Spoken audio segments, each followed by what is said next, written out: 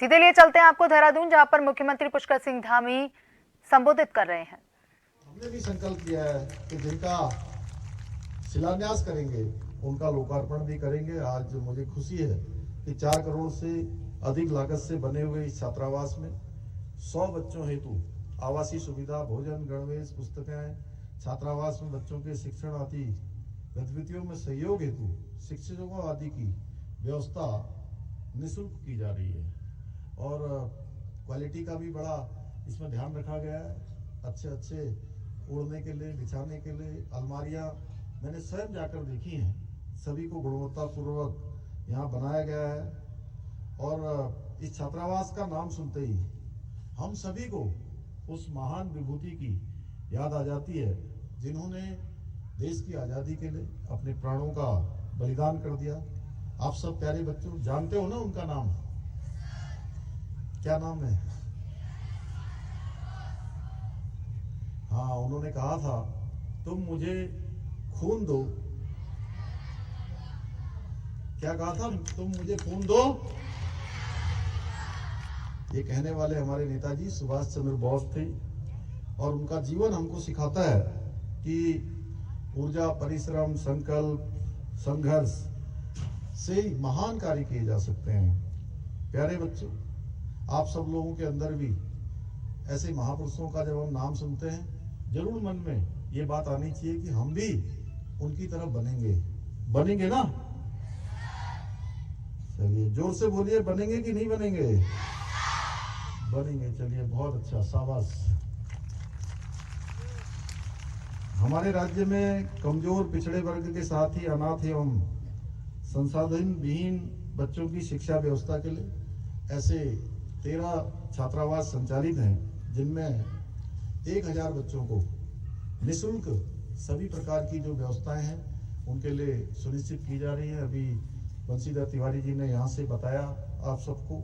साथ ही बालिकाओं के लिए 40 कस्तूरबा गांधी आवासीय बालिका छात्रावास अलग से संचालित किए जा रहे हैं जिसमें सभी सुविधाएं निःशुल्क दी जा रही है।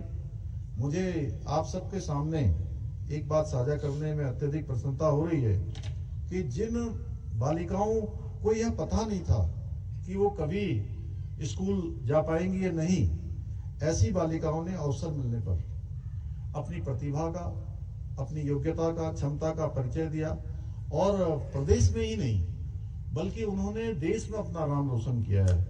मैं बात कर रहा हूँ कस्तूरबा गांधी आवासीय बालिका छात्रावास में रह रही जो हमारी बालिकाएं हैं, उनके द्वारा जो बोर्ड परीक्षा में उत्कृष्ट प्रदर्शन किया गया था।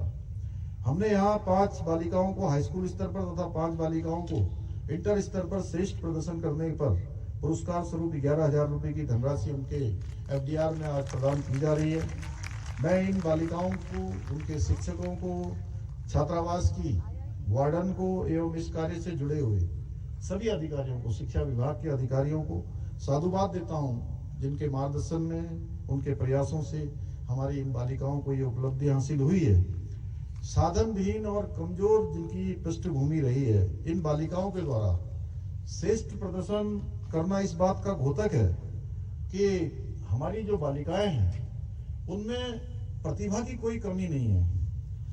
आवश्यकता है तो केवल और केवल उनको समुचित अवसर तथा सही मार्गदर्शन देने की, सही शिक्षा देने की, जो काम यहाँ पर बखूबी शिक्षा विभाग के द्वारा किया जा रहा है। संविधान निर्माता बाबा साहब भीमराव अम्बेडकर ने कहा था, शिक्षा से अधिक महत्व चरित्र का होता है, परंतु अच्छी शिक्षा, अच्छे चरित्र के निर्माण में हमारे शिक्षकों का बहुत बड़ा योगदान होता है।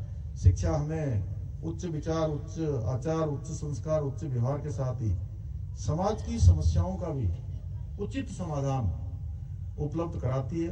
आज के इस अवसर पर मैं एक बात और कहना चाहता हूं कि बेटियों के शिक्षा प्रदान करना, बेटियों को शिक्षा प्रदान करना हमारा महत्वपूर्ण लक्ष्य है, हमारी प्राथमिकता है, हमारा संकल्प है, क्योंकि हमारे प्रधानमंत्री आदरणीय मोदी जी ने बेटी पढ़ाओ बेटी बढ़ाओ का जो नारा दिया है, उस नारे को हमें सार्थक करके दिखाना है, उस दिशा में हमें आगे बढ़ना है। मैं अपने प्यारे विद्यार्थियों से, अपने बच्चों से ये कहना चाहता हूँ कि आप सभी देवभूमि उत्तराखंड का ही नहीं बल्कि देश का भी आप भविष्य हैं। मेरा मानना है कि आप ही वो मजबूत नींव हैं जिस पर नए भारत की तकदीर और नए भारत का भविष्य टिका हुआ है।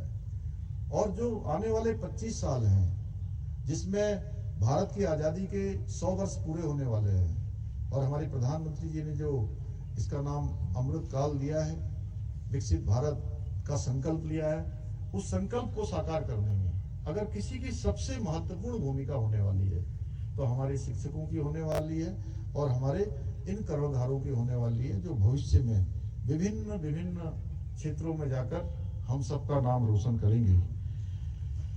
हमारी सरकार आप सभी विद्यार्थियों के उज्जवल भविष्य के लिए प्रतिबद्ध है और शिक्षा के क्षेत्र में आपके द्वारा जो काम किए जाएंगे उसके द्वारा हमारा समाज, हमारा देश शक्तिशाली बनेगा, समृद्ध बनेगा। प्रदेश के मुख्य सेवक के नाते हमारी राज्य सरकार, मैं आप सबसे कहना चाहता हूं कि हर बच्चे को शिक्षा का अवसर